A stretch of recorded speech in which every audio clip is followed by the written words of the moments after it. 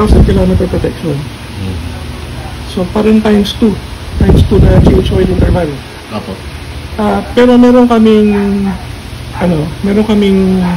install analysis sa motorsiklo na tumakbo ng 3,300 kilometers ang distance. Nung pinaka-oil analysis namin, walang nakitang rebaba.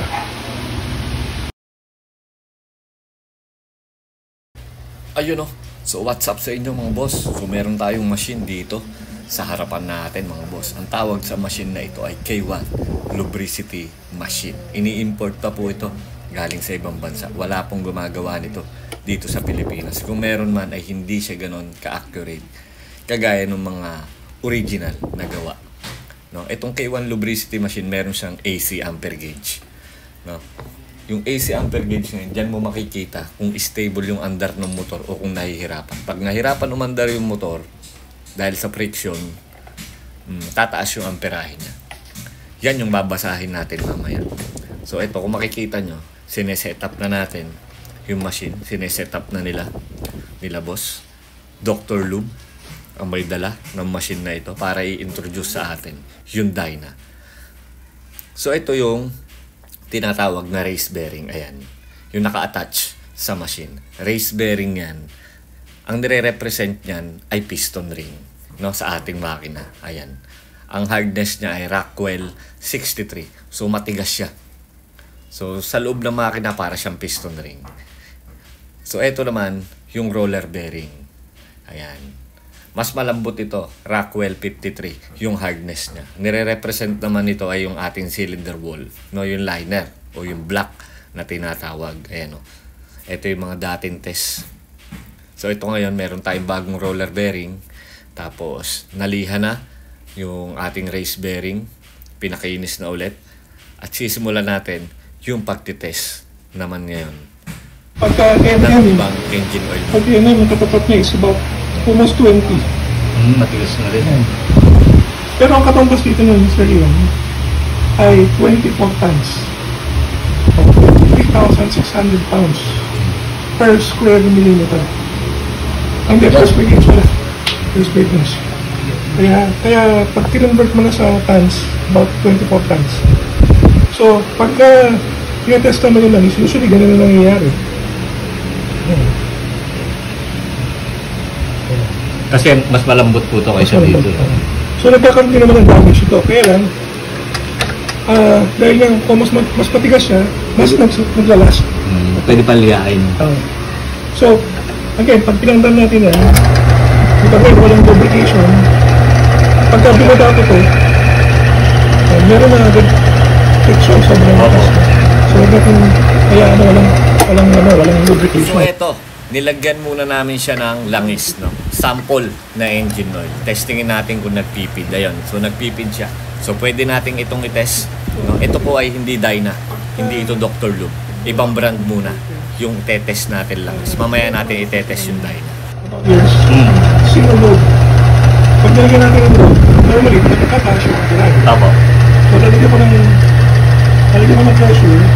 Panitin ko na lang kami ng mga 10 to 15 seconds. Kapag mainit dyan, sige, parang operating temperature na.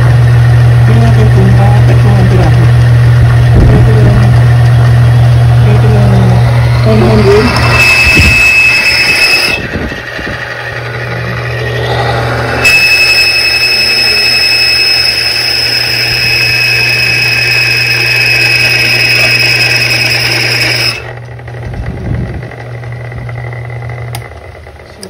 Pounds. Actually, sa 100 pounds pa lang, umakit na. Pero sa 200, almost 4. So, ito mga boss, yung unang resulta ng ating test. Ibang langis muna ito, yung tinest natin. And tingnan nyo naman, gas-gas na gas-gas. No? So, ibig sabihin, nagkatama. Kaya narinig nyo kanina talagang nakakangilo. So, wala siyang masyadong protection, yung engine oil na yan. No, syempre kapag ganyan nagasgas, halimbawa yung block mo ganyan nagasgas, syempre yung mga ribaba niya nahalo sa engine oil, lalong madadamage yung mga ibang parts pa. So papalitan na natin 'to ng langis. Ite-testing naman po natin yung Dr. Lube Dyna engine oil. Yun naman po yung ating testingin. Para syempre makita nyo ng actual, no? Ako rin mismo, itetest ko ito. Ipapakita ko rin sa inyo na ako mismo talaga yung susubok. Testingin natin itong pinagmamalaki ni Dr. Lube, ang 40 Dyna. So pang manual po ito, 20W40 yung ating tetestingin ngayon. Ayan, 3,000 km protection. Tingnan natin kung kayang protektoran ni Dr. Lube yung metal, no? Yung race bearing at yung roller bearing. Tataasan ko yung torque na ilalagay dito para makita natin talaga kung gaano kaganda yung protection. So ngayon, lilinisin lang muna ito, yung race bearing. Kasi gumaspang, no, nagkatama. Lilihain po ulit yan, lilinisin para kuminis. Tapos, ito namang roller bearing, ipipihit natin para dun sa bagong side naman tayo mag-test. Linisin lang muna natin, set up ulit yung machine. So eto na, yung ating roller. Ayun yung gas-gas kanina. So napihit na natin yan. Para ito naman, yung side na to, yung ating itetest. Ayun o. Pero si sir ay hindi pa tapos magliha. So hintayin lang natin siyang matapos para ma-set up na ulit at masalinan ng bagong langis. No? Ang tetestingin na po natin, yung Dr. Lube mismo. 40 Dyna, 20W40. Gagamitin natin yan. Tetest natin, actual. Para makita ko rin mismo actual kung talagang maayos yung may bibigay na protection nito sa ating mga metal part sa loob ng makina. So ayan, makinis na siya. So pwede na to. I-set up na lang ulit. Ilalagay na. Ilagay ng langis at yung roller bearing. Tapos sasalinan ng langis, then proceed tayo sa testing.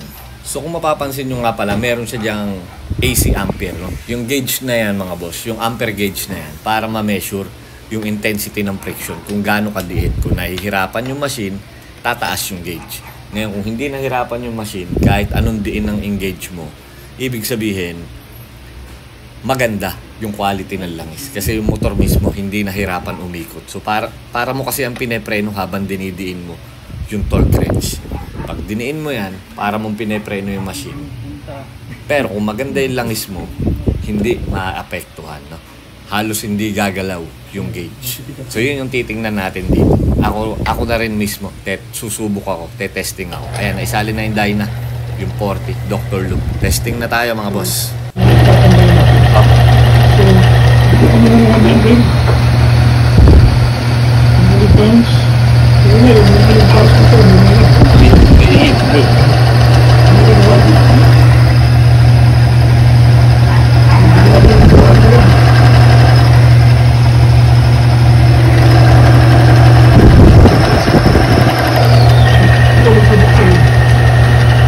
At eto, ako naman ang susubok.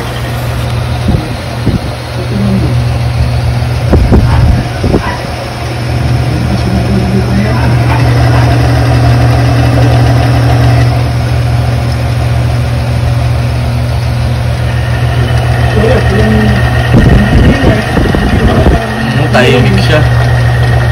Tapos, pag ginawa ka mo lang, gano'n na yung langis.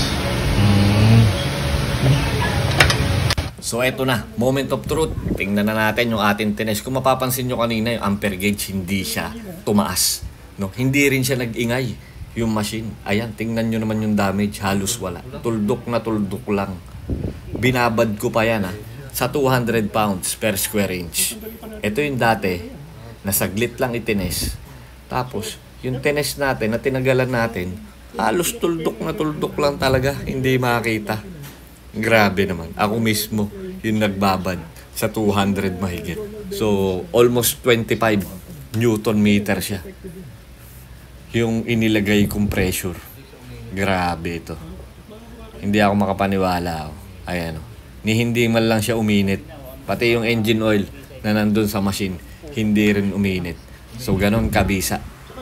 Ang langis na ito. Ako na mismo rin ang nakakita at nakasubok. So, wala akong masabi. Ayan o.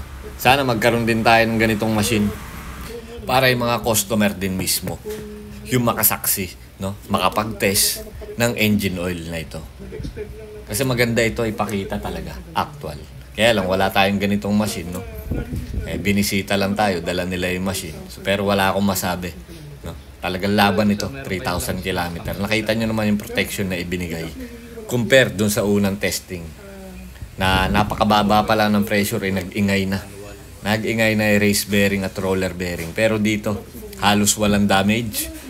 At walang kaingay-ingay. Hindi man lang nahirapan yung K1 lubricity machine.